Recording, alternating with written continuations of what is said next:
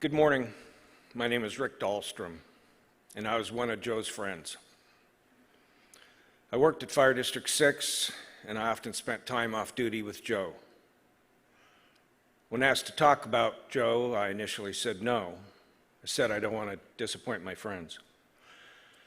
They said, by definition, your friends have pretty low standards. I said, but Chief Maurer, she's going to talk before me, and she's kind of a tough act to follow. They said, you'll be following Reese. I think you're good to go. I thought, following Reese, that's something. It's not law spec, but it's something. Laugh, Brad. I do want to mention that the comments I share today are a compilation of the things Joe's friends and co-workers have said. Please, no fact-checking. Joe, the son of Furman and Billie Jean, was born in Vancouver and raised in Amboy. He graduated from Battleground High School. He attended the Paramedic Training Institute of Portland, and he studied at Portland University. Joe's work career included time at North Country EMS and at American Ambulance. He joined Fire District 6 in 1991 and retired after 26 years of service. Growing up in Amboy and playing in the foothills of Mount St. Helens and Mount Adams must have been wonderful. Joe's activity as a kid and young adult consisted of Little League, camping, fishing, Honda riding, as Joe would call it, on their Trail 90s. Joe's parents both had large families, so Joe always had lots of cousins to play and explore with. As Joe grew older, he took up downhill skiing. He loved boating and did some parasailing. Joe loved going to concerts. He competed several times in the pole pedal paddle in Central Oregon. Joe loved entertaining on his boat, Swift, Yale, or Merwin, it didn't matter.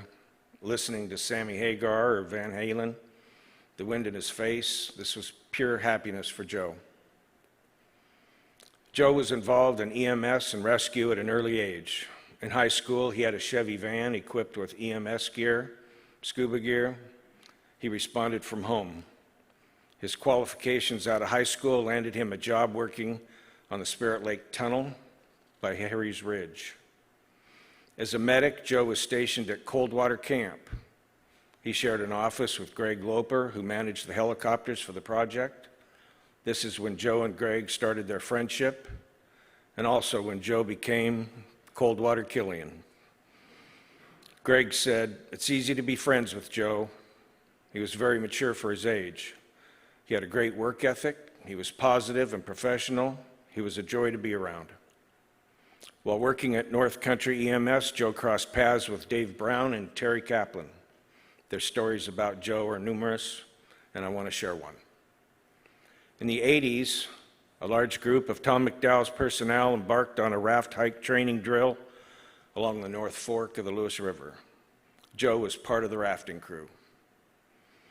The hikers watched as the crews loaded their rafts and started out. Within 10 minutes, most of the rafts were upside down and gear was floating away.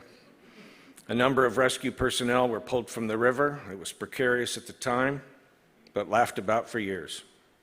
Laughter was something Joe did a lot of. He was good at bringing laughter out in all of us.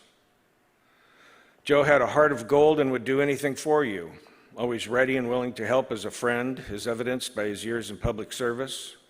He was ready to help anyone that needed it.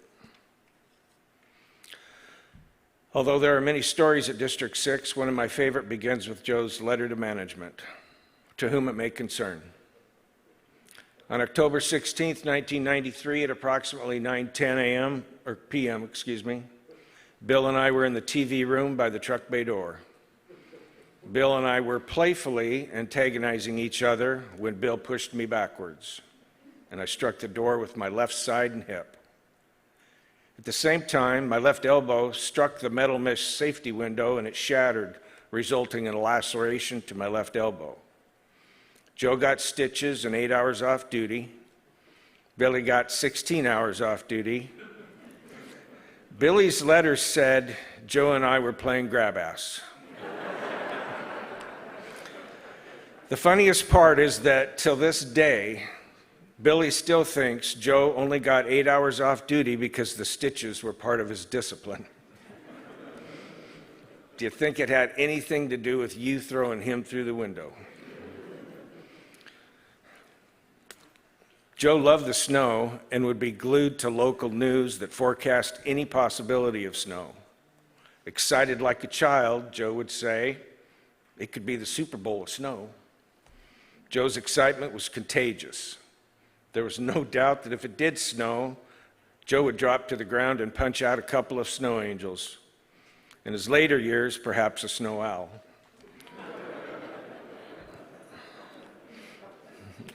Once Joe brought several of us emergency snow shovels for our vehicles so we would be prepared for Snowmageddon.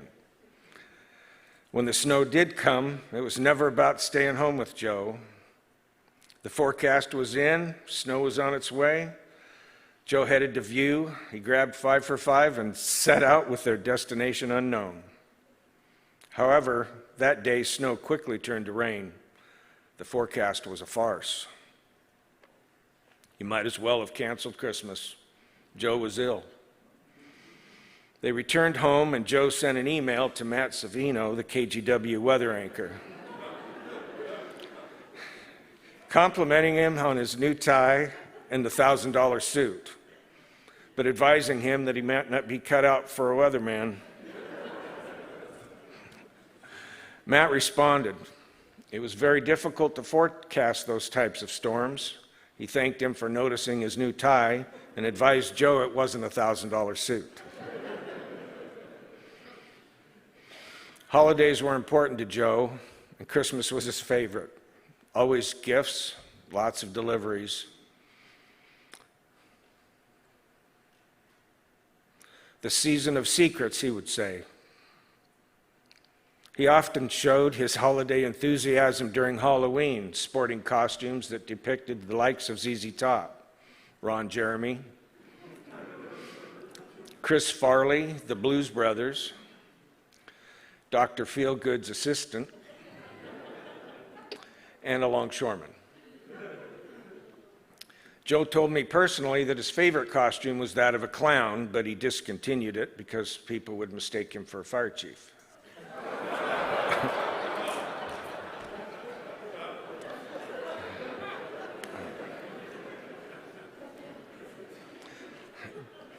Joe could be very cyclical at times, focusing on one band or one hobby or one destination, one TV show, and then he'd move on. He could also do this with friends. He wouldn't get rid of them, but he could sort of move on. He still liked them, but the relationship lacked the same enthusiasm as before.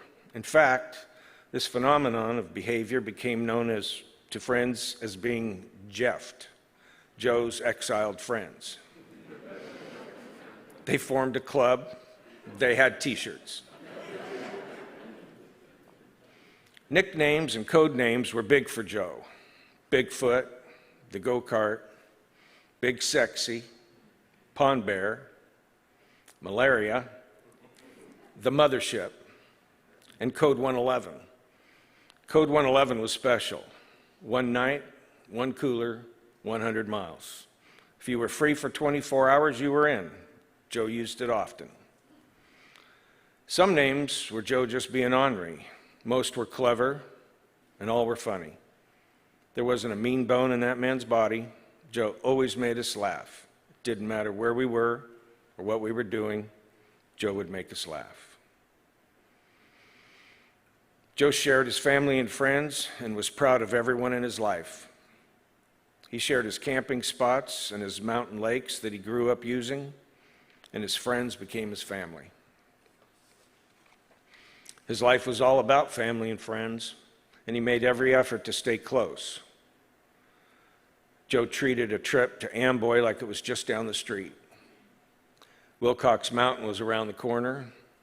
Vader was across town. Maplewood Manor was just next door, and Mount Crumpet was, well, we all know where Mount Crumpet was, don't we, Darren? Checking in on Papa Furman was a daily routine. Whether it was a project, groceries, or medications, Joe would find a reason to check in on Dad. When he was working, it was phone calls from the station. Whenever possible, Joe and Furman would travel together, climbing at Long Beach, camping at Cispus, or fishing in Alaska. Joe's commitment to his father was unquestionable. To see and understand the way Joe tended to Papa Furman was to know Joe. Nothing describes Joe better. Nothing explains Joe better. Nothing depicts his love, his attitude, or his giving and caring nature more than the love he had for Furman. It was continual, constant, and selfless. Joe was a son to Furman, father to Jenna and Jordan, a best friend to Joyce, and a brother to many. Joe's friends described him as honest and a man of his word. You could tell Joe anything, and it stayed with him. He was trustworthy and always offered great perspective. He was social, and he never wanted to burden anyone. Joe would unassumingly light up a room with his welcoming smile and contagious laughter. There was no funnier man and no better guy. Joe was never about sorrow, and he never complained about anything, not even the horrible disease that took his life.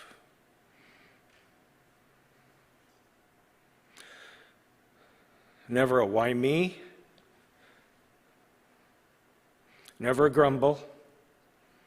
Joe was just never about sorrow. We lost a good one. And you know who said that? Everyone. Thank you.